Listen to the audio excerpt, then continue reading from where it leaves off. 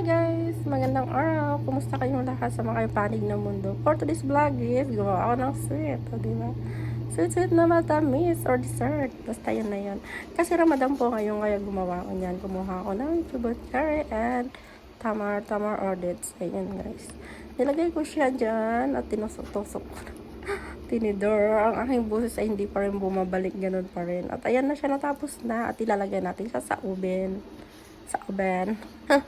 Ilalagay natin siya sa oven ng 20 to 30 minutes. Pero mainit na yan siya, kaya madali na lang yan.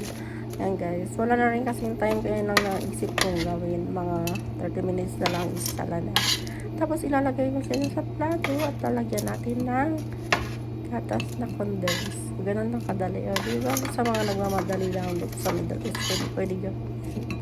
Pang partner nila yan sa Arabic coffee. So guys, Arabic coffee. O diba? Medyo na tosta. Pero okay na yan. Hindi na yan magreklamo. Kaya medyo magagalit niya si Rafad. Ayan na guys. Sandali lang ito gawin. At saka napakadali lang talaga. O, kaya nilagyan na nga natin na yun. Diba? O, ang bilis. Ganun lang kadali. O, may idea na kayo sa mga nandito sa Middle East. Thank you sa panonood. Thank you sa inyong lahat. Bye-bye. Ingat kayo lagi. God bless. Yung Diyos ko di pa bumabalik. Happy Ramadan to all Muslim mga kapatid. Bye-bye.